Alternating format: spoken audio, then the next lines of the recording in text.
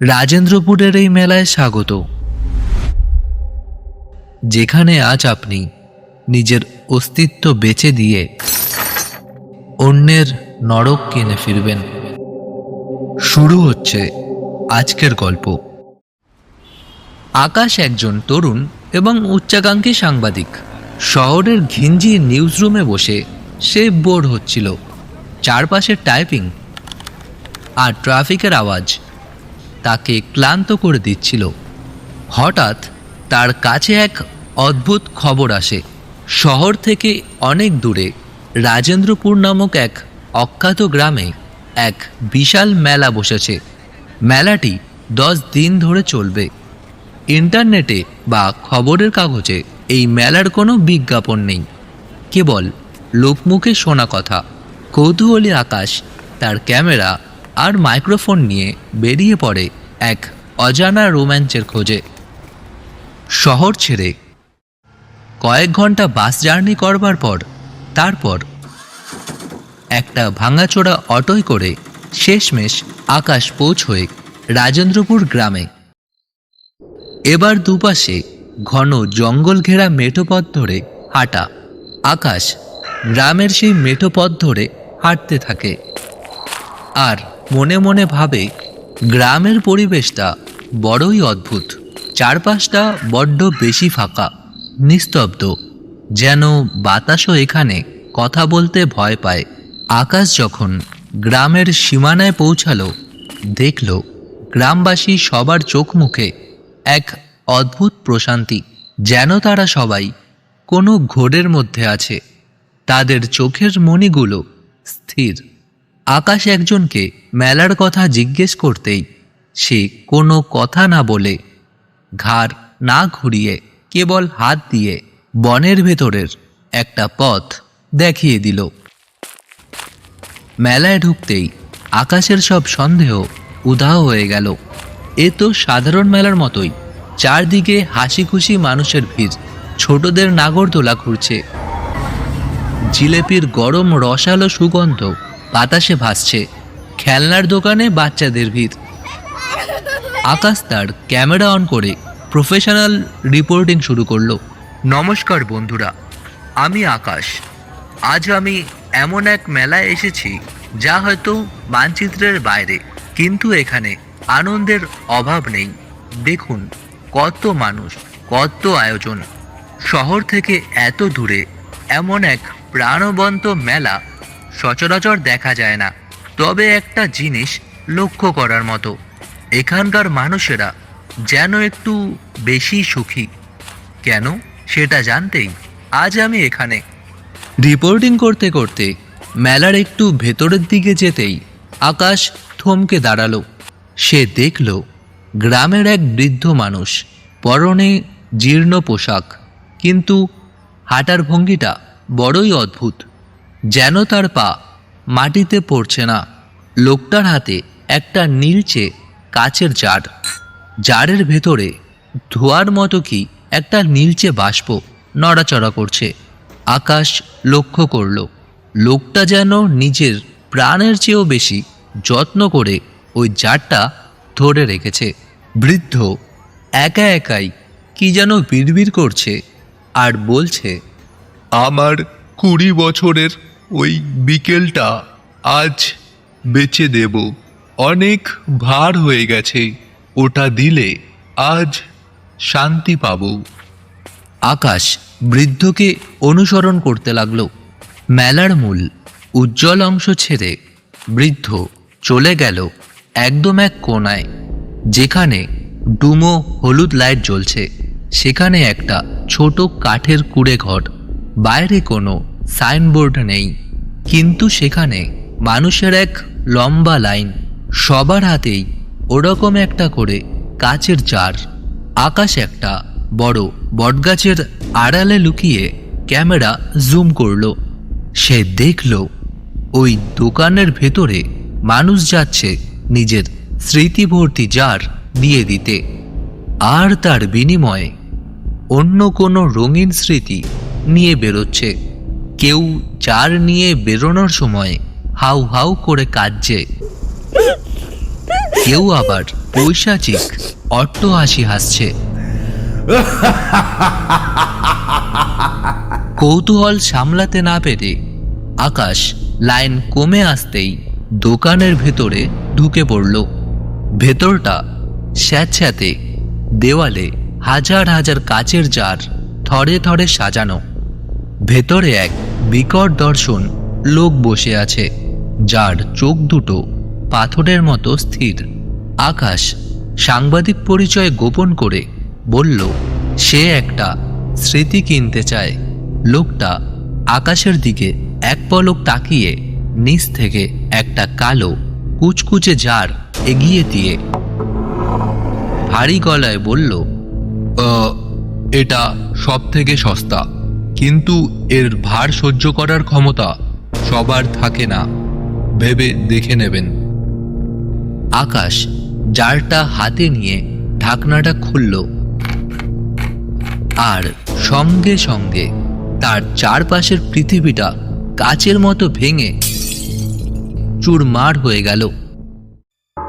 আকাশ এখন আর মেলায় নেই। সে নিজেকে আবিষ্কার করল একটি সম্পূর্ণ অন্ধকার, দম বন্ধ করা ছোট ঘরের মেঝেতে। সে এখন অনিমেষ নামক এক ব্যক্তির স্মৃতির ভেতর বন্দী। অনিমেষ মেঝের ওপর হাঁটু মুড়ে বসে আছে। আকাশ তার শরীরের পচা মাংসের গন্ধ অনুভব করছে। অনিমেষের শ্বাস প্রশ্বাস স্বাভাবিক নয়, বরং হিস হিস শব্দ করছে। তার দৃষ্টি নিবদ্ধ ঘরের এক কোণায় রাখা একটি পুরনো আলমারির দিকে। আলমারির ভেতর থেকে হালকা গোঙানির শব্দ আসছে। অনিমেষের হাতে একটা মরচে ধরা মাংস কাটার ছুরি। সে সেটা দিয়ে নিজের আঙুলের নখ খুঁড়ছে। নখগুলো উপড়ে ফেলছে, এক এক করে রক্ত বেরোচ্ছে। কিন্তু অনিমেষের চোখে কোনো যন্ত্রণা নেই, বরং এক ধরনের বিকৃত আত্মতৃপ্তি। সে ফিসফিস করে বলছে, নীল, সব নীল হয়ে যাচ্ছে। আমি আজ তোমার গলার ভেতরে নীল রং ভরে দেব। কেউ আসবে না এখানে, কেউ না, আমাদের নিজস্ব স্বর্গ। তার এই প্রলাপের সাথে মিশে যাচ্ছে আলমারির ভেতর থেকে আসা সেই করুণ আর্তনাদ। অনিমেষ উঠে দাঁড়ালো, তার হাঁটা চলা কোনো জন্তুর মতো। সে আলমারির কাছে গিয়ে দরজাটা টেনে খুলল। ভেতরে তার নিজের ছোট বোন কুণ্ডলি পাকিয়ে পড়ে আছে, হাত পা দড়ি দিয়ে বাঁধা, মুখ টেপ দিয়ে আটকানো। বোনটির চোখ দুটো আতঙ্কে প্রায় ঠিকরে বেরিয়ে আসছে। অনিমেষ তার বোনের চোখের দিকে তাকিয়ে একটা বিশ্রী হাসি দিল। সে বোনের টেপ করা মুখের কাছে মুখ নিয়ে ফিসফিস করে বলল, জানো, আমি তোমার শেষ চিৎকারের শব্দটা রেকর্ড করে রাখব, যাতে ঘুম ভাঙার পরও আমি সেটা শুনে হাসতে পারি। অন্ধকার খুব সুন্দর না? এরপর সে এক ঝটকায় বোনের মুখের টেপটা ছিঁড়ে ফেলল। বোনের মুখ থেকে একটা হাড় হিম করা করুণ আর্তনাদ বেরিয়ে এলো, যা আকাশকেও যেন দুই টুকরো করে দিল।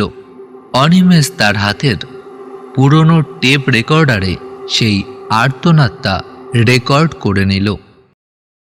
দৃশ্যটা হঠাৎ বদলে গেল।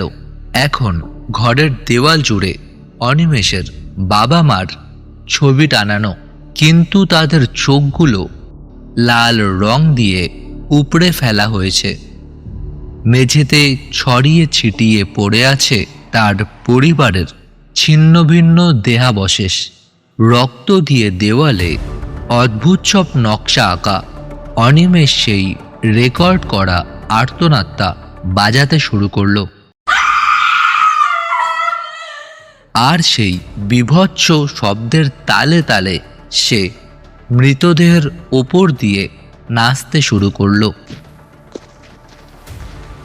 আকাশের মনে হতে লাগলো সে নিজেও একটা মৃতদেহ। অনিমেষের প্রতিটি হাসিতে আকাশের মস্তিষ্কের শিরাগুলো ছিঁড়ে যাচ্ছে।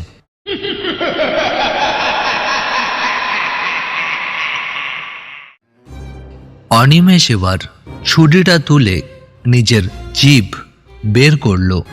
সে নিজের জিভ কাটতে কাটতে বিদবিদ করছে, শোনো, আমি তোমাদের সবার কান্না নিজের ভেতরে নিয়ে নিয়েছি। এখন আমারও পচা মাংসের স্বাদ চাই। রক্ত তার থুতনি বেয়ে ঝরছে। সে কাটা জিভের টুকরোগুলো নিজের মুখে পুরে নিল। এরপর সে মরা মানুষের মতো হাসতে শুরু করলো। সেই হাসিটা মানুষের নয়।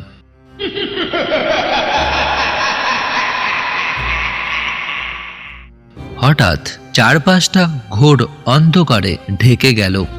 আকাশ অনুভব করল সহস্র পচা গলা হাত তাকে অন্ধকারের গহ্বরে টেনে নিয়ে যাচ্ছে। তার কানে কেবল অনিমেষের সেই হাসি আর তার বোনের অন্তহীন আর্তনাদ প্রতিধ্বনিত হতে লাগলো।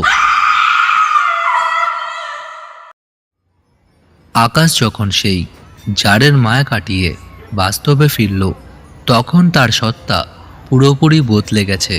তার চোখ দুটো টকটকে লাল। সে মেলার মাঝখানে দাঁড়িয়ে পাগলের মতো চিৎকার করে উঠল। তার দামি ক্যামেরাটা হাত থেকে পড়ে চুরমার হয়ে গেল।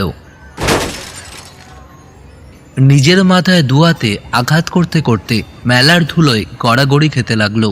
তার মুখ দিয়ে কেবল একটাই কথা বেরোচ্ছে, রক্তের গন্ধ, জিলেপিতেও রক্তের গন্ধ। ওই আলমারিটা খুলছে, ওই তো ওরা আসছে, আমাকে ক্ষমা করো না। মেলার আনন্দদায়ক শব্দগুলো আকাশের কানে এখন আর্তনাদ হয়ে বাজছে। সে মেলার মানুষের হাসির আড়ালে তাদের পচা গলা কঙ্কাল দেখতে পাচ্ছে। সে নিজের নখ দিয়ে নিজের চামড়া ছিঁড়তে শুরু করলো।